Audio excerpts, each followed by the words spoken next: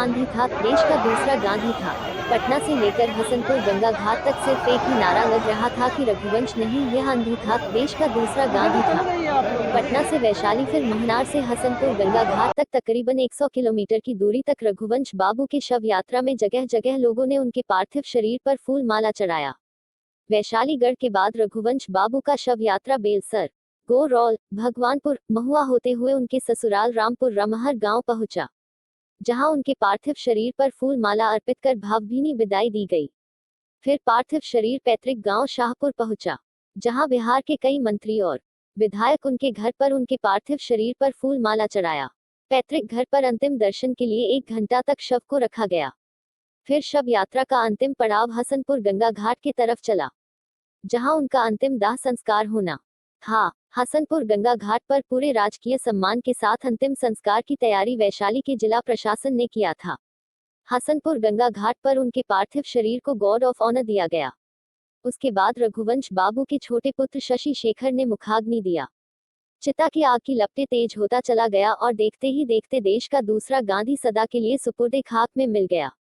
इस मौके पर विधानसभा में प्रतिपक्ष के नेता तेजस्वी यादव, पूर्व मंत्री आलोक मेहता, पूर्व मंत्री शिवचंद्र राम, विधायक प्रेमा चौधरी, उमेश कुशवाहा, राजकिशोर सिंह, बिहार सरकार के मंत्री नीरज कुमार, मंत्री जयकुमार सिंह भी मौजूद थे। रघुवंश बाबू आदरणीय आज हम लोगों के बीच नहीं, सभी लोगों ने कोई इंसान नहीं जाएंगे, इधर से खाली करिए।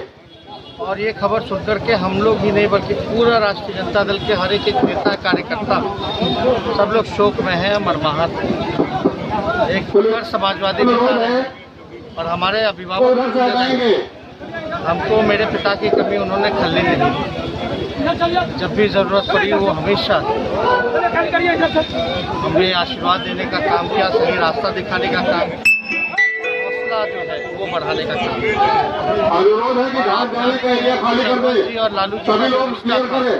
वहाँ से हटिए, अनोखा रिश्ता था, वो किसी से छुपाया नहीं। मैं बार-बार अनुरोध कर रहा हूँ, वहाँ से हटिए। को पता है आज जब हमारे बीच में नहीं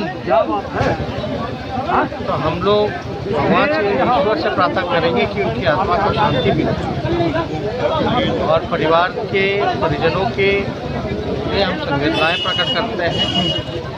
और आप सब लोगों को पता है कि रघुवंश बाबू का क्या योगदान था। दिवंगत रघुवंश बाबू का 5 शब्द जीवन के अंतिम क्षण का, लेकिन अब नहीं, क्षमा करें, उनके विराट व्यक्तित्व को यह प्रकट करता है। क्षमाशीलता का भाव और चिंता किसकी?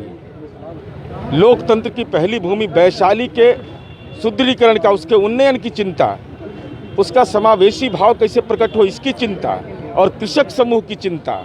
रघुवंश बाबू के चरणों में शीश झुकाते हुए जिस मिट्टी ने जन्म दिया उनको, उस मिट्टी के प्रति भी नमन का भाव। और दुनिया इस बात के लिए याद करेगी कि राजनीति में कोई पूर्व नहीं होता। मनरेगा मैन की उपाधि जो मिली है वह देश के करोड़ों गरीब लोगों के आंसू के पोंछने का जो उन्होंने काम किया है उसके आधार पर यह नामाकरण हुआ है। तो आने वाला जो दौर है वह भी याद रखेगा और नई पीढ़ी के ऊपर बाहुबल और धनबल की जो राजनीति की चुनौती है वो जिम्मेवारी सौंपा है कि इन चुनौतियों का हमारे प्रति अगर सम्मान है तो मुकाबला करते रहना। आगे से हटिए तो आप लोग।